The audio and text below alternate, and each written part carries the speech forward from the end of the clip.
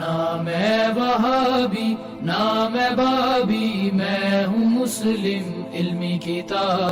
لبیک یا رسول اللہ کہہ کے اپنے موٹر بائک کی ٹینکی میں جو ہے نا وہ آگ لگا دے تو آڈے موٹر سائیکل ساڑن گے، اے ندی حالت ہے۔ تو کسی کو اجازت نہیں دی جائے گی کہ وہ اس طریقے سے زبردستی یہ کرے۔ اب یہ علیحدہ بات ہے کہ یہ سارے کام ہماری اسٹیبلشمنٹ کی مرضی سے اور ان کی سرپرستی میں ہوتے رہے، یہ تو ایک حقیقت ہے، اور یہ وہ حقیقت ہے جو ہم پہلے دن سے آپ کو بتاتے ہیں۔ آج جو آ کے ہماری پوسٹوں کے نیچے کامنٹس کرتے ہیں پی ٹی آئی کے لوگ، نون لیگ کے لوگ، ایسے لوگوں کو شرم کرنی چاہیے۔ تم لوگ مجھے بتاؤ گے کہ اسٹیبلشمنٹ کا سیاست میں کوئی کردار نہیں ہونا چاہیے؟ سب سے زیادہ اسٹیبلشمنٹ کے ہاتھوں جو لوگ یوز ہوئے ہیں وہ ہمیں بتائیں گے؟ بھائی ہم تو اس وقت تمہیں سمجھا رہے تھے جب تمہارا پرائم منسٹر جو ہے وہ اسٹیبلشمنٹ کے ساتھ مل کے مخالفین کو جیلوں میں گزارا تھا۔ آج وہ خود جیل میں گیا تو تمہیں یاد آ گیا کہ فوج کا سیاست میں کوئی کردار نہیں ہونا چاہیے؟ 2018 کے الیکشنز کو کس طرح مینج کیا گیا، 2014 کے دھرنے کیسے ہوئے، اس وقت تم لوگوں کو خیال نہیں آیا؟ آج ہمیں بتا رہے ہیں جی علی بھائی اسٹیبلشمنٹ کو آپ یہ سپورٹ کر رہے ہیں، ان کا تو یہ کردار ہے، مجھے بتا رہے ہیں۔ دیکھو ہم تو 2012-13 کی میری ویڈیوز یوٹیوب کے اوپر اپلوڈ ہیں جب آپ لوگوں کو پتہ ہی نہیں تھا، اور اس وقت ہماری جہادی تنظیم میں ایسٹ ہوتی تھی فوج کا، جماعت الدعوہ، باقی تنظیمیں۔ میں اس وقت بھی ان لوگوں کے خلاف بولتا تھا کہ یار یہ کام غلط ہو رہا ہے، یہ تمہارے گاٹے فٹ ہوں گے۔ یہ تو 2015-16 میں آ کے ان کو جب ہوش آئی، پھر ڈان لیگز ہوئی، ایف اے ٹی ایف حافظہ اللہ آیا، پھر انہوں خیال آیا اچھا وہ بھی سانو گورے نہیں دسنا ہے کہ بندے دے پتر بن جاؤ۔ گوروں نے جب ان کو بتایا، تلوار لٹکی، تو پھر ان کو خیال آیا کہ نہیں یار یہ تو اب کام بڑھ گیا، اب ہم نے یہ کام نہیں کرنا۔ پھر ضرب عزم شروع ہوا، رد الفساد شروع ہوا، اور یہ کرتے کرتے اس لیے آپ دیکھیں جب یہ لوگ سیم پیج پہ تھے نا، چیئرمین پی ٹی آئی اور ان کی جماعت اور اسٹیبلشمنٹ، 2021 کے اندر جب ان سارے لوگوں کی گردنوں میں سریے تھے، اس وقت میرا انٹرویو ریکارڈ کیا تھا حقیقت ٹی وی والوں نے، اور اس وقت حقیقت ٹی وی خود ان کا ایک ماؤتھ پیس تھا، آپ سمجھ لیں اسٹیبلشمنٹ کا۔ تو میں نے ان کو انٹرویو میں یہ بات کی تھی کہ میرے انٹرویو میں آپ نے کٹنگ نہیں کرنی، میں جو کچھ بولوں گا اس کا وزن خود اٹھاؤں گا، کیونکہ میں اسٹیبلشمنٹ کے ٹکڑوں پہ کبھی نہیں پلا، نہ میں نے ان سے کبھی کوئی چندہ لیا ہے کہ مجھے کسی کا ڈر ہو اس حوالے سے۔ تو انہوں نے کہا جی بالکل، وہ میرے اسٹوڈنٹ تھے، انہوں نے ریگارڈ کیا۔ آپ میرا وہ انٹرویو بھی نکال کے دیکھیں، اس وقت بھی میں نے یہ بات کی ہوئی ہے کہ اب ہماری پالیسی کچھ بہتر ہوئی ہے، لیکن ابھی بھی فوج کو سیاست سے الگ ہو جانا چاہیے، اور انہوں نے کٹنگ نہیں کی۔ یہ ساری چیزیں میں نے اس وقت بھی ہائی لائٹ کی تھی۔ اب تو خیر پوری قوم ہی کہہ رہی ہے نا، کیونکہ پیچھے ایک پی ٹی آئی بچ گئی تھی، اس کے ساتھ تو جو کچھ ہو گیا وہ تو پیپلز پارٹی اور نون لیگ کو بھی اپنے بیانیے میں پیچھے چھوڑ گئی ہے اینٹی اسٹیبلشمنٹ میں، تو ان کو بھی سمجھ آ گئی، لیکن ان کو اس وقت سمجھ نہیں آتی تھی۔ لیکن پھر 9 مئی ہو گیا، 99 پہ سانپ کاٹ گیا۔ ہاں اتنی مشکل سے معاملات بیک فٹ پہ گئے تھے، 99 پہ سانپ کاٹ گیا، پھر اسٹیبلشمنٹ پورا مونسٹر بن کے سامنے آ گئی، اور اب وہ سیاسی جماعتیں بھی جو جماعتیں اینٹی اسٹیبلشمنٹ تھیں اب وہ بھی ترس کھا رہی ہیں، نہیں جی دیکھو جی پی ٹی آئی والوں نے زیادتی کر دی تو اب کیا کرے بیچاری فوج، اب بھی بیچاری کر کے خود پی ٹی آئی جو اس وقت مزے لے رہی تھی، اب وہ کہہ رہے ہیں ہمارا تو کوئی تعلق نہیں۔ تو یہ جو 10,000 بندہ اندر پکڑا ہوا ہے، یہ نون لیگ کا بندہ ہے، ہم لوگ نہیں ان کی شکلیں پہچانتے۔ یہ کون لوگ ہیں جو آگ لگا رہے تھے فوجی تنصیبات کے اوپر جا کے؟ مس میرج تو ہوا ہے۔ جب ان کو اس کی ہیٹ فیل ہوئی تو اب انہوں نے اعلان برات کر دیا، لیکن وہ معاملہ تو اب بگڑ گیا، اور دیکھ لیں جتنے مولوی یہ خان صاحب کو پھونک چڑھاتے تھے ایک بندہ بھی ان کی حمایت میں سامنے نہیں آیا۔ میں نے 9 مئی کی رات کو لائیو سیشن کے اندر سیدھا آرمی چیف کو مخاطب کر کے کہا تھا کہ یہ جو کچھ زیادتی ہوئی ہے، یہ بچے ہیں، ان کو معاف کر دیں، اور اگر آپ کہتے ہیں ہم نے ان کو پکڑنا ہے تو ان کے ان بڑوں کو پکڑو جن کے اعلیٰ کار بیچارے ملک کی محبت میں یوز ہوئے تھے، اور ان کو تم نے ڈی ٹریک کیا تو آج انہوں نے آ کے تمہیں کاٹ لیا۔ اور اگر اپنے بڑوں کو نہیں پکڑ سکتے تو ان بچوں پہ رحم کہو، یار چھوڑ دو ان کو۔ صرف میں نے جرت کی، کدھر کے طارق جمیل صاحب، ہاں امت کا رہنما ملا ہے اتنے عرصے بعد۔ اور بھائی چڑھتے سورج کو سلام ہوتا ہے۔ ٹروتھ لور جو ہے نا وہ نہیں دیکھتے کہ سورج چڑھ رہا ہے یا ڈوب رہا ہے، وہ حق کی آواز کو بلند کرتے ہیں۔ تو میں نے اسی وقت کیا، بار بار کیا، آج پھر کر رہا ہوں کہ اگر آپ اپنے بڑوں کو سزا نہیں دے سکتے چھوڑ دیں، باقیوں کو بھی معاف کر دیں، ٹھیک ہے؟ اگر آپ کہتے ہیں کہ نقصانات ہوئے ہیں، اس سے زیادہ نقصانات ہماری اسٹیبلشمنٹ کر چکی ہوئی ہے اپنی غلط پالیسیز کی وجہ سے۔ صرف مشرف نہیں جو پاکستان کو نقصان پہنچایا نا، امداد ہمیں 5 یا 6 ارب ڈالر ملی ہے، لیکن نقصان ہم 50 ارب ڈالر سے زیادہ کا اپنا کروا چکے ہیں۔ تو بس ٹھیک ہے یار، اگر تمہارے بڑوں نے اتنا نقصان کیا ہے، یہاں پہ عوام سے بھی کوئی تھوڑا بہت کوئی مس ہینڈل ہو گیا تو ٹھیک ہے یار، درگزر کرو۔ اور اگر اپنے بڑوں کو سزا نہیں دیتے، ان کو سزا دیتے ہو، تو ظاہر ہے پھر عوام میں کبھی بھی تمہارے لیے محبت کے جذبات پیدا نہیں ہوں گے۔ یہ تو ہم صرف سمجھا رہے ہیں، ہم نے کوئی پارٹی نہیں بنانی، جتھا نہیں بنانا، روڈ بلاک نہیں کرنی، صرف زبان سے کہنا ہے۔ مانیں گے ٹھیک ہے، نہیں مانیں گے تو اپنی مرضی۔ خان صاحب کو بھی ہم بہت سمجھاتے تھے کہ آپ یہ غلط طرف جا رہے ہیں، نہیں سمجھ آئی، اب ان کو سمجھ آ گئی ہے، لیکن اب فائدہ نہیں ہے، مجھے تو وہ اب چھوٹتے ہوئے نظر نہیں آ رہے۔ جس کیس میں ان کو ڈال رہے ہیں وہ سائفر کیس میں، تو وہ جسٹیفائی ہوں گے سزا دینے میں بھی، لے جائیں گے اس طرف، تو مجھے تو نہیں نظر آ رہا۔ لیکن اللہ کرے کو معاملات بہتری کی طرف جائیں، ہم تو صرف دعا ہی کر سکتے ہیں، سیدھی سی بات ہے۔ اچھا، اس میں 1-2 باتیں اور بھی کر دوں، باقی پھر 3 پوائنٹ میں کور کر کے سے کلوز کرتا ہوں ٹاپک کو۔ ایک تو یہ کہ یہ بڑی چیز ہے انصاف کے لیے کہ آپ اپنے بڑوں کو بھی سزا دیں، اس کے بعد پولیٹیکل لیڈرز یا ان کے ماننے والوں کو سزا دیں۔ یہ پہلی میری ڈیمانڈ ہے۔ دوسری ڈیمانڈ میں جو اکثر کرتا رہا ہوں مختلف ویڈیوز میں، 14 اگست کے اوپر تو اکثر میں یہ بات کرتا ہوں کہ ہر کوئی خدا کے لیے اپنا کام کرے۔ یعنی یہ جو ہمیں ایک شوق چڑھا ہوا ہے عدلیہ کو کہ وہ آ کے پارلیمنٹ میں دخل دے، فوج جا کے عدلیہ میں دخل دے، اور عدلیہ جا کے جو ہے وہ فوج کے معاملات کو دیکھے، کبھی ان کو سپورٹ کرے، کبھی خلاف ڈسیزن دے دے۔ بھائی اپنے اپنے کام کرو، ہر بندہ اپنا کام کرے تو ملک آگے چلے گا۔ ادروائز دوسرے کے کام میں اگر آپ لچ فرائی کریں گے تو بھائی آپ اپنا کام بھی صحیح طریقے سے نہیں کر سکیں گے۔ اور اس کے لیے میں نے کہا تھا کہ ملک میں اگر آپ نے اسٹیبلٹی لانی ہے تو آپ ایک چارٹر لکھ لیں، چارٹر آف ڈیموکریسی۔ اس میں بھلے اسٹیبلشمنٹ بیٹھے، فوج بھی بیٹھے، عدلیہ بھی بیٹھے، پولیٹیکل لیڈرز بھی بیٹھے، ساری جماعتوں کے، اور یہ ڈیسائیڈ کر لیں کہ ہماری اکانومی کی لائن اب آندہ 25 سال کے لیے 5 دفعہ جو اسمبلیاں اپنا وقت پورا کریں گی، ہماری اکانومی کی لائن یہی رہے گی۔ کوئی سیاسی جماعت دوسری سیاسی جماعت کے اوپر اکنامک پالیسی کا بلیم نہ دے، سارے مل کے پالیسی بنائیں کہ آج اگر پی آئی اے کو ہم نے پرائیویٹائز کرنا ہے تو کرنا ہے۔ یہ نہیں ہے کہ پی ٹی آئی جو ہے وہ بیچ میں اپنا لچ فرائی کر دے کہ نہیں یہ زیادتی ہو رہی ہے، جب خود آئے تو پھر اور بات کرنا شروع کر دیں، نون لیگ کی حکومت آئے تو اور بات کرنا شروع کر دیں، اور جب اپوزیشن میں جائے تو اور بات کرنا شروع کر دیں، صرف پوائنٹ سکورنگ۔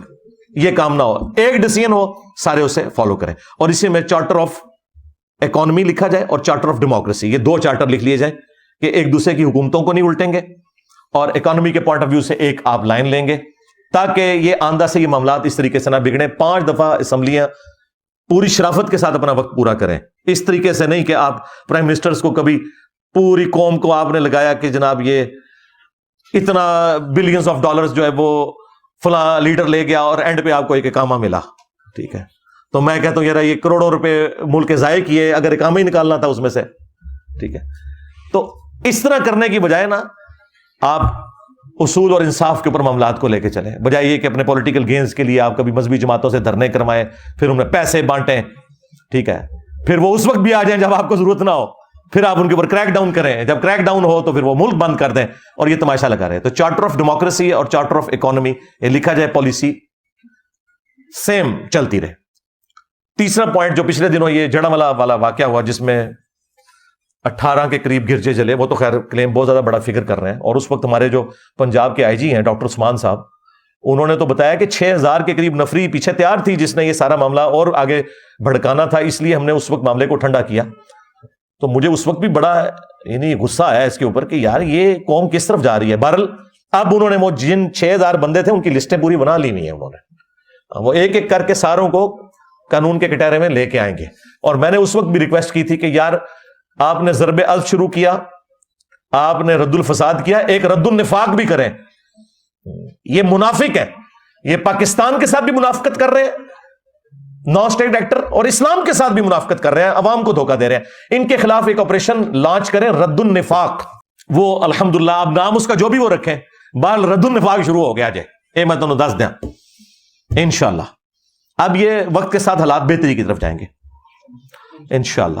اور چوتھی چیز اس میں جو میں نے وہ بیانیے میں بات کی تھی رد النفاق کے بعد، کہ جو پھر بندے پکڑے جائیں ان کو پھر عدالتوں کے ذریعے سزائیں دلوائی جائیں، اور یہ فوری انصاف ہو۔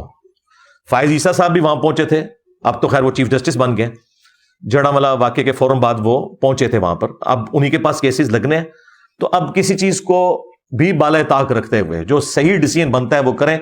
آج تک پاکستان کی تاریخ میں جتنے نان اسٹیٹ ایکٹرز نے اس طرح کی حرکتیں کی ہیں نا, الٹیمیٹلی بڑی عدالتوں سے جا کے چھپ جاتے ہیں.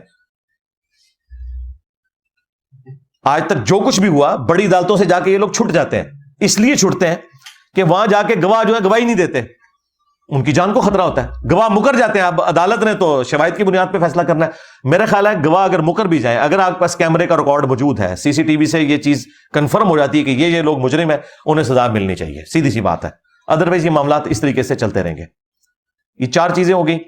اور 5ویں چیز میں نے کہا تھا کہ یہ خیر میرا ایک ذاتی شغف ہے, یہ آپ کی مرضی ہے, چاہے تو سافٹ ویئر اپڈیٹ کر دیں ان کا, تو چاہے کوئی ایک مولوی سٹی بنا دیں, جس طرح جو ہے وہ اٹلی میں ویٹیکن سٹی بنا اور مولویوں کو کہا کہ بھائی ادھر لڑو بھیڑو جو کچھ کرنا ہے, ادھر جا کے خیر ان کا بھی ڈانگ نکل گیا. ان مولویوں کو ناردرن ایریا میں شفٹ کریں. جتنے بھی یہ فسادی قسم کے مولوی ہیں نا, ان کی 4 شادیاں کروائیں, ان کو گاڑیاں دیں, ٹھیک ہے, ان کو انٹرنیٹ کے ہائی سپیڈ کنیکشن لے دیں. یار ساڑی جان چھڈن ہے, اتوں انہوں نے کڈو, خدا دا نہ آجے جی ملک نو رہنے دے قابل رکھنا ہے. تو یہ 5 نکاتی ایجنڈا ہے.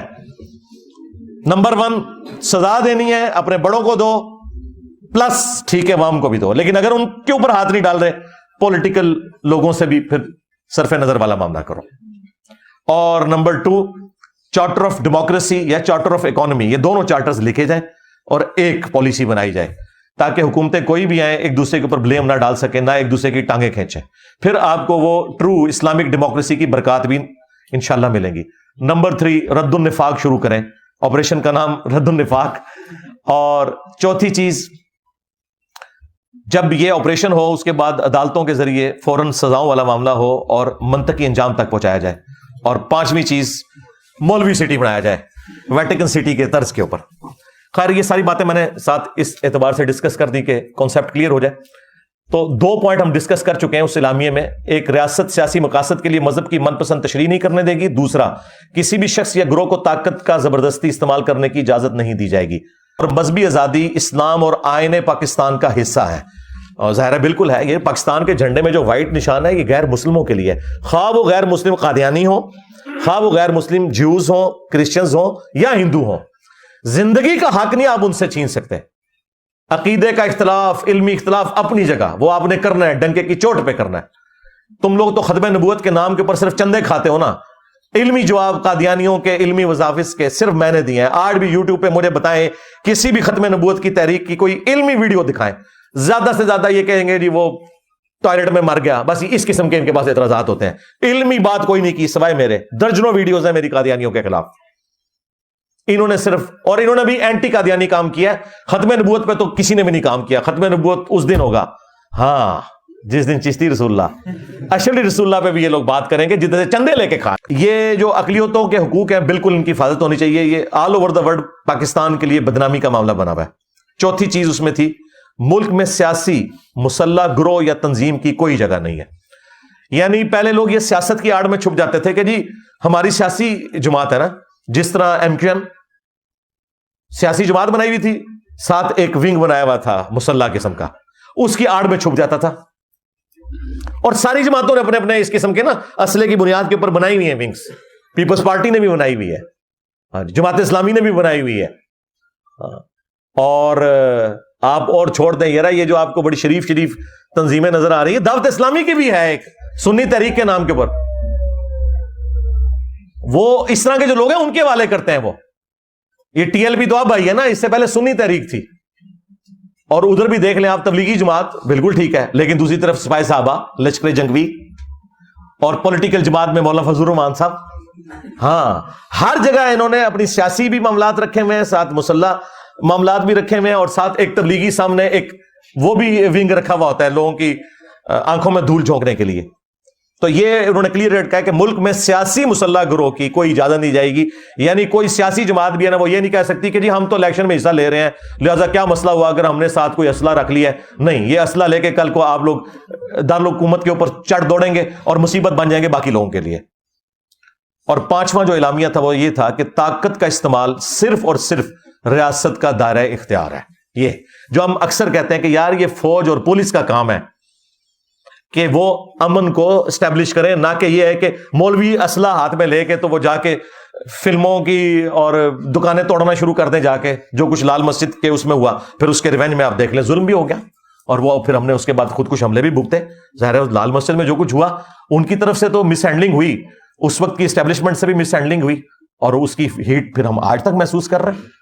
تو یہ 5 پوائنٹس تھے جو اس میں ڈسکس کیے گئے، اور اس کے بعد انہوں نے کہا کہ اب ہم جو اس حوالے سے سائبر کرائم اور یہ ساری چیزوں کو اسٹیبلش کریں گے اور لوگوں کو پکڑ کے سزائیں دیں گے، اور میں تو سمجھتا ہوں کہ یہ ایک ہمارے صبر کا ہمیں پھل ملا ہے، اور آواز بلند کرنے کا یہ ایک نہ ایک دن یہ ہونا تھا۔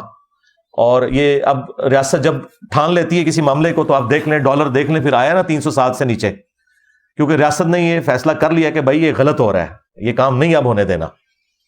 پہلے وہ ریاست میں بیٹھے ہوئے لوگ تھے جو ان ساری سمگلنگ کو سپورٹ کرتے تھے، یہ سب کچھ وہی انہی کی سرپرستی میں ہو رہا ہوتا تھا۔ تو میں تو دعا کرتا ہوں کہ یہ معاملات آگے چلیں، اور آخر میں ریکویسٹ یہ ہے کہ یار الیکشن کراؤ۔ نام ہے وہابی نام ہے بابی، میں ہوں مسلم علمی کتاب۔